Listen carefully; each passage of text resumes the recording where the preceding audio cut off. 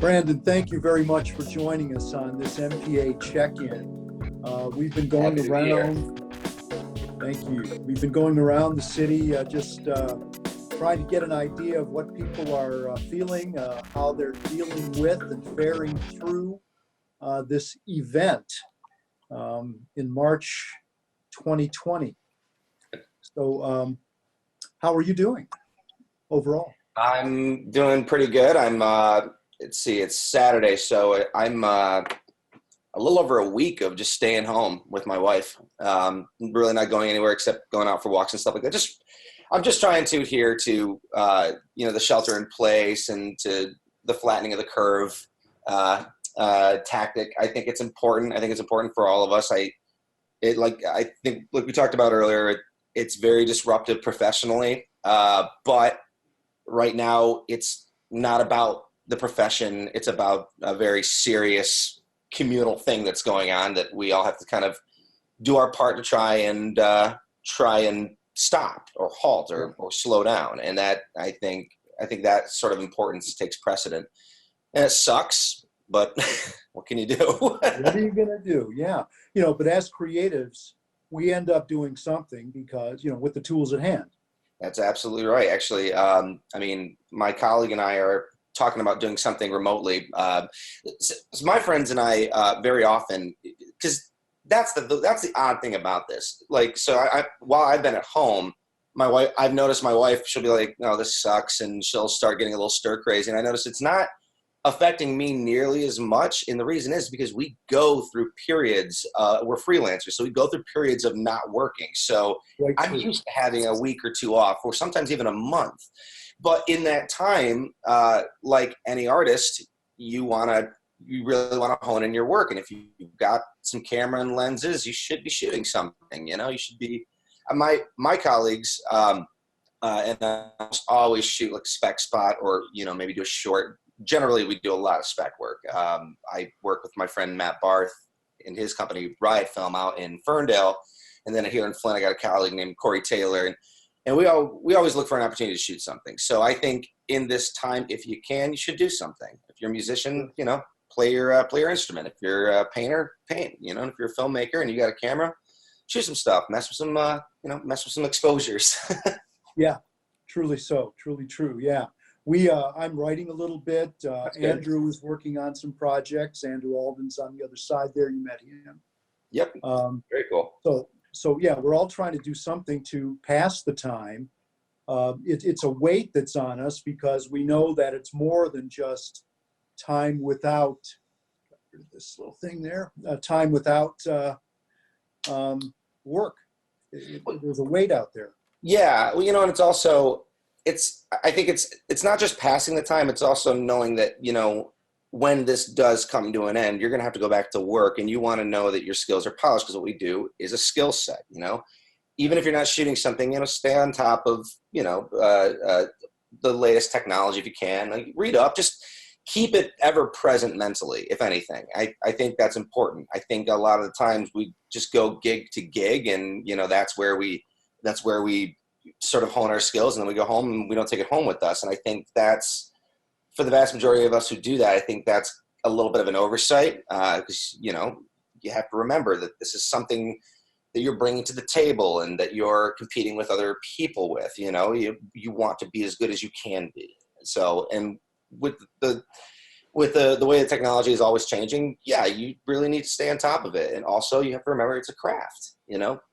Framing is a craft, lighting is a craft, directing is a craft, lensing is a craft. So stay on top of that craft. Make sure that your skills are, as good as they were the day before. So Sure, absolutely. I find myself taking photographs outside. Spring is here. Yeah, You wouldn't believe it. It's today. April showers coming up, but yeah.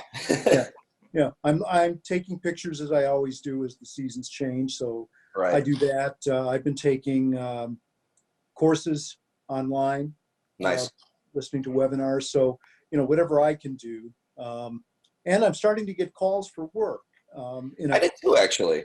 Just the other day. So, so that's promising. Yeah. So that is promising. Yeah. I think it is important to say that look, the the work is halted. It's not gone away. And certainly when this epidemic gets under control, I don't think saying when it comes to an end, because if the way it's being reported and the way like everything you read, this is going to be kind of commonplace in our life for the foreseeable future until until one can actually develop a vaccine or what have you. But and that's worth knowing. I mean, I think you should know that, yeah, look, work has halted, but it is coming back, but you're gonna have to take this into account. Very likely when we are able to go back to work, you're going to want to still protect yourself. You're still going to want to take into account large groups might be dangerous. I don't think I hesitate to say dangerous, but you know what I mean. There's a risk factor until somebody says this is no longer the type of danger that it is right now. Yeah, and that should be interesting how that rolls out. I mean, cameraman up front with the hero and clients way in the back with a monitor and separated at 6 feet apart. Yeah. I don't know how that's going to work. Oh, I'm sorry. Hang on 1 second. Sorry, I got that is the technology. Yeah, that's technology, like disrupting us now. Yeah. And this platform is very interesting. I presented a class to a group in Compass University the other day.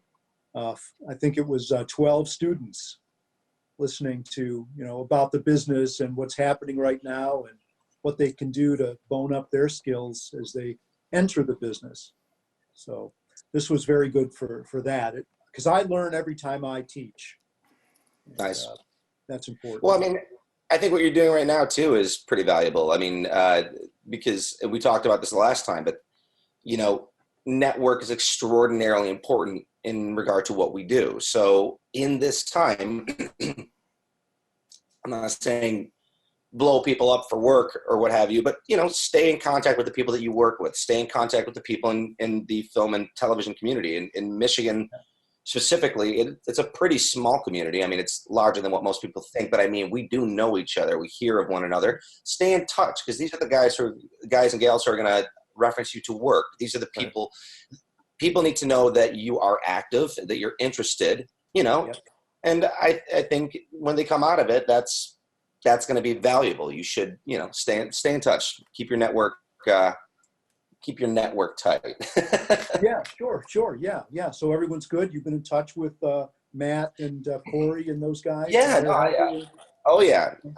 Well, with those two cats, because they're pretty close friends of mine. I'm in touch with them pretty often anyways, but I touch base with other people. I touch base with, various colleagues. I reach out to them as often as I can. Say, hey, what up? How you feeling? What's been going on? How's this affecting you? Yeah. Let them know that you're present. I talk to my agency out in LA. They've been affected by this just like every business has. Let them know that, letting them know I'm still out here, still thinking about them. And, I think just stay present. Yeah, truly. Hey, I wanted to ask you, I'm looking over your shoulder. I see a picture. Is that some of your work or a family member? No, that's a drawing of Dizzy Gillespie that an art teacher gave me a long time ago from a student way back in the 90s, actually. It was just sitting in sitting in his classroom. I'm like, I just asked him if I could have it, and he gave it to me, and I've had it for over 20 years now. Yeah, Mark, where's your trumpeter picture? Because I have Miles Davis right up there. Oh, nice. Yeah. Look at that. Yeah. Yeah, I've got Junior Walker right over there. Very cool. Yeah, I also play saxophone in a band, and I play just about every weekend, so all those are gone. So going back to the keep your skills sharp, I'm trying to jam when I can. Yeah. Sure. Yeah. How's your brother doing? Is he all right? Brent's good. My brother, like you guys know, he lives in LA. He lives in Pasadena with his wife and kids. Their situation, I mean, I don't want to say I don't know. They have obviously a larger population, but the way things are going in Michigan, it seems like it's all pretty hectic right now. But he's just staying at home. They've got a house in Pasadena, so he's got a yard. He's hanging out with the kids a lot. The kids are obviously not in preschool or daycare anymore, so he's just got a lot of time with his kids, and he's working from home for the most part. Good. Staying in And touch with everybody. Yeah, great. yeah, I heard. he's doing. Oh, good. Oh no, I was talking to someone else the other day about this whole thing, and he's a theater guy, and he brought up a really interesting point. I wanted to get your guys' thoughts on this. Is like, we spend when we're working on a project, we spend a lot of intense amount of time, whether it be a day, 2 days, a week, a month, together working on one common goal, and then we kind of disband, right? We kind of like maybe we'll see each other on another job or not, but when we're working on a production, we're all really tight knit. And he was saying that during this time, he's realized that those relationships don't need to exist in the bubble of time and space and location. And I was just wondering what you guys thought about that idea.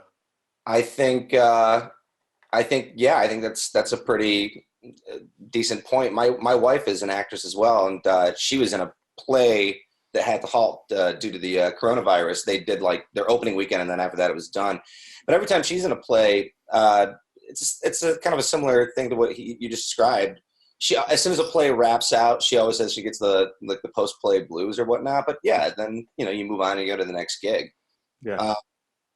I think I would agree with that sentiment. I think, like I said, I just try to stay in touch with people around me, but coming home and being home and working on stuff from my home office and whatnot, and kind of planning a creative endeavors is kind of part of the whole deal.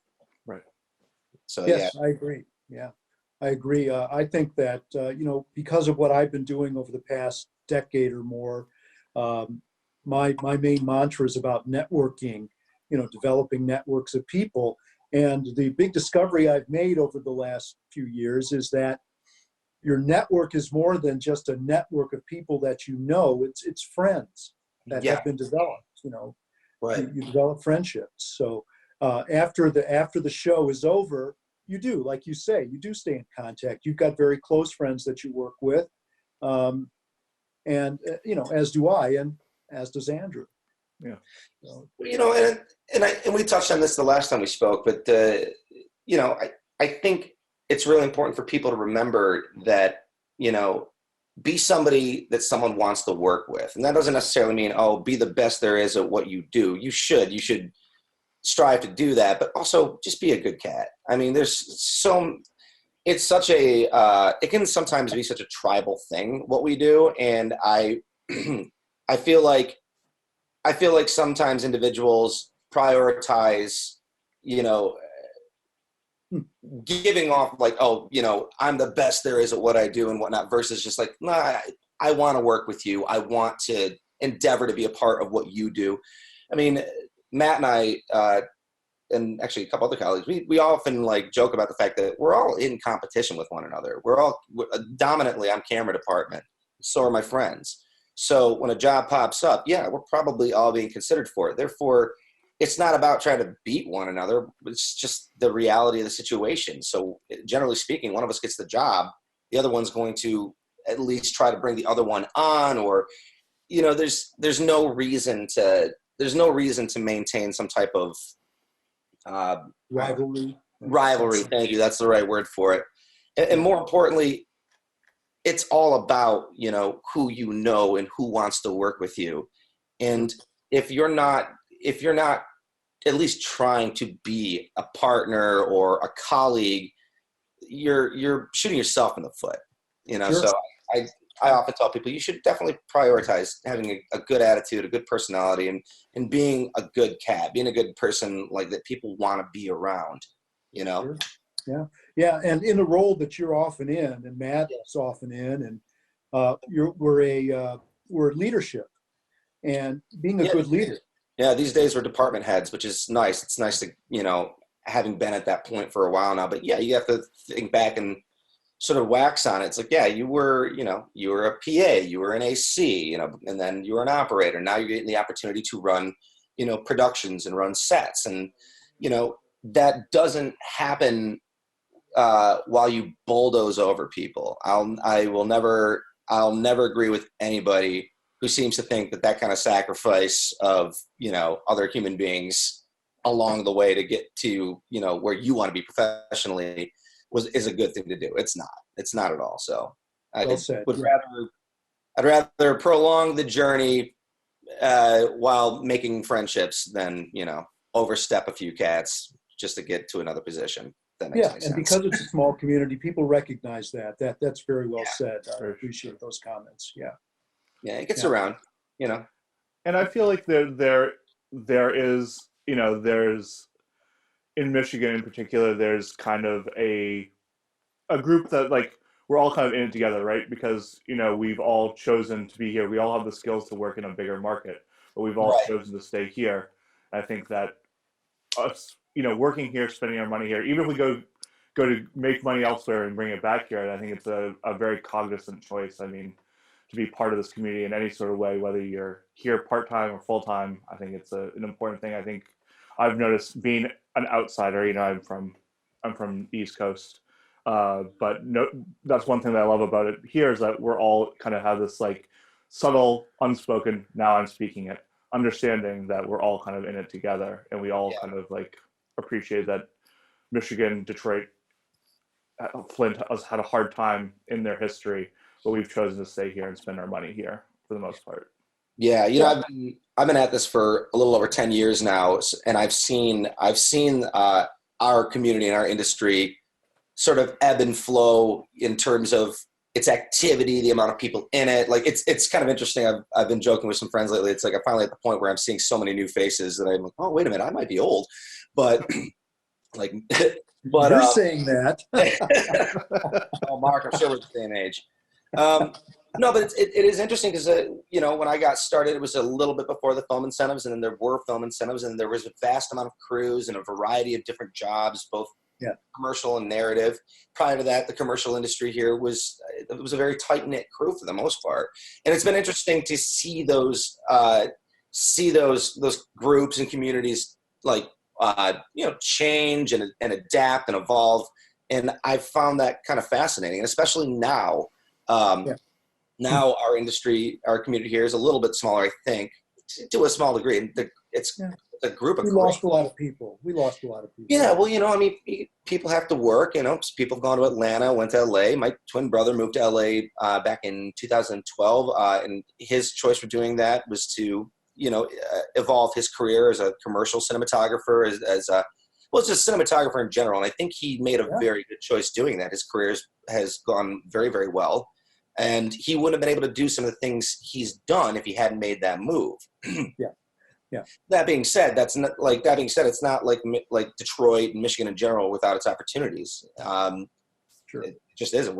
I have been able to work only in this film career since I started, and that's to me is a hell of a success that sometimes people need to think on, because it's a difficult gig. It's a difficult gig to freelance, difficult going from job to job. And it can be very disheartening when, there's a large gap between jobs and you worry about, fiduciary concerns, finances, all that.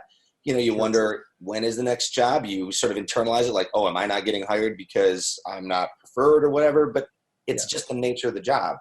And to do that in Michigan, I think you should be emboldened by that. I agree. I think there should be more diversity. That's what LA has. Sure. We have car commercials. We have airplane commercials, medical. It would be great if we had a little bit more. We used to do a lot more tabletop, for example. Yeah. You've probably done that.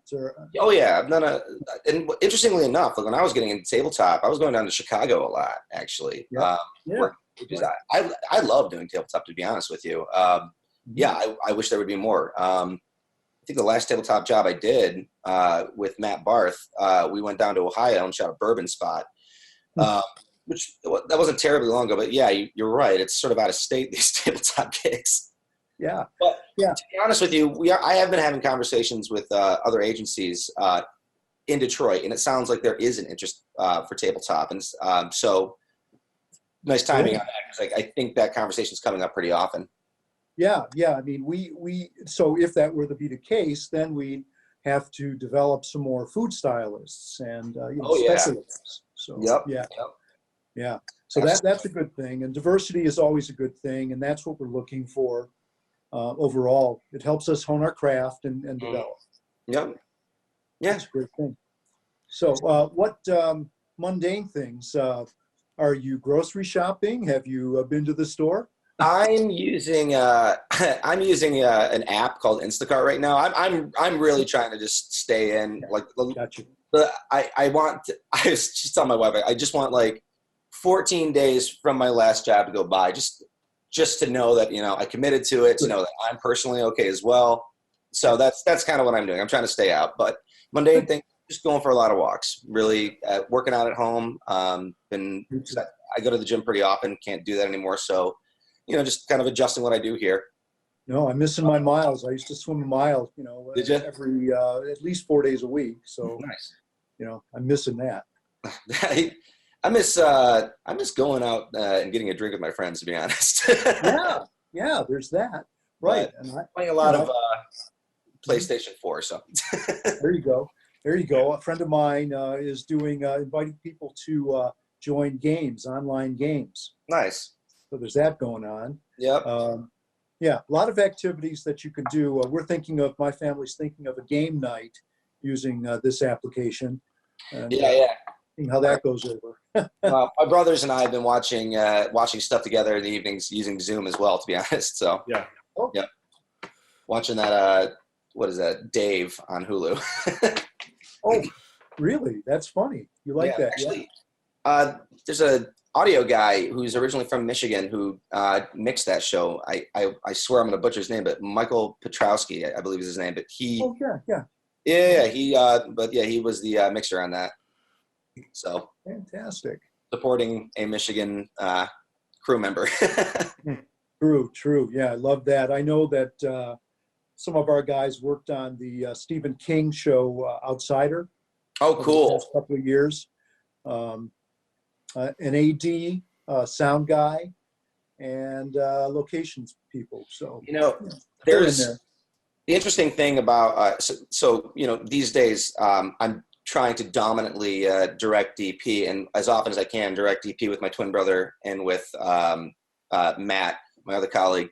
But what's cool about working with my brother is it gets me out to LA pretty often and to New York to work. And every time we go to LA, we almost always crew up with Michigan guys. And I don't know if that's like an inherent loyal thing, but it's just they're there. Like our good friend Scott Smith is a gaffer. He's now a DP as well, but we work with him quite a bit. There's some great ACs out there. Quaid, Steadicam Op, he's out there. But it's kind of nice that they really are some of the best crew members, honestly. I know that sounds oddly loyalist, but I think it's true. Most of the Michigan cats that I work with in and out of the state are great, Sure. it's nice that they're there. It's nice that we get to work with them. Yeah, there's that thing called what do we call that? That certain Midwest stick-to-itiveness. Sure. That we have. That they don't have in LA. Oh man, it's raining. I don't want to be working. So yeah.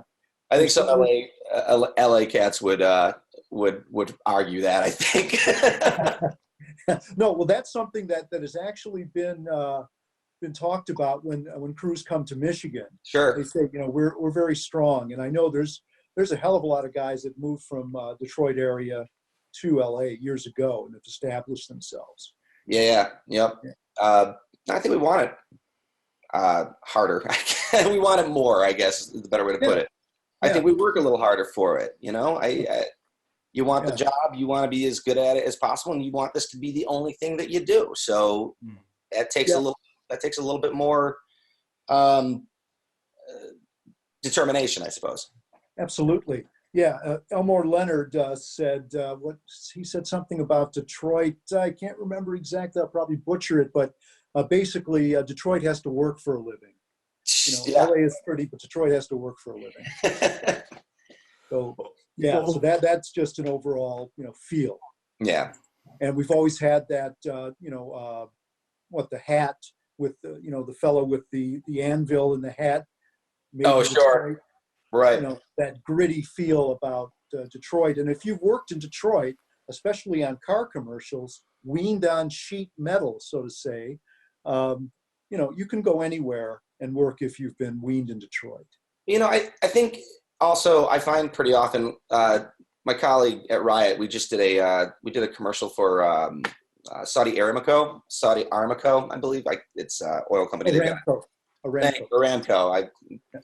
Good for me for once again butchering a name.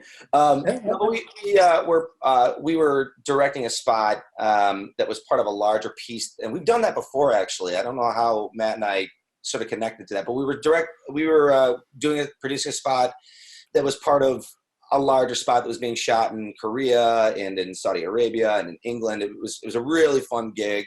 Shot over the course of 2 days, and I remember having a conversation with a couple of the producers there, and they were just surprised that there was crew in Detroit, that there was a production company in Detroit that offered these services, that there were these creatives. I am personally always surprised when other people are surprised that this is here, because it doesn't seem like it should be that much of a mystery. I mean, like we've always had the big three. There was always going to be commercial production here. We have some major ad agencies here. But my point for bringing that up is, yeah, sometimes the East Coast and West Coast underestimates the creative prowess and the community that we have here. And with that comes the responsibility of us as crew members and as a community being as good as we can be at it, you know? Well said. That's right. Because we're a flyover state in many ways. That's what people think of us. So yeah, I agree. So there's a lot of potential for us. I think that there will be, there's a lot of activity in the background right now that's going to erupt in maybe not a drastic fashion, but it'll, come out, and we'll all be back to work soon. So, I mean, as soon as we can be, like I said, there are jobs calling now, so that's a good sign. But yeah, just if anybody listening to this, just remember, just try to stay on top of your game. Be prepared for the length of time that this might stretch out. Just be responsible financially, and maintain those relationships. I think you do those things, you're going to be okay. Fantastic. On that note, I'm going to thank you very much, and have a great weekend. Thank you, man. Take care. Take care, Brandon. Bye, guys. Bye. Bye. Enjoy your week. You too.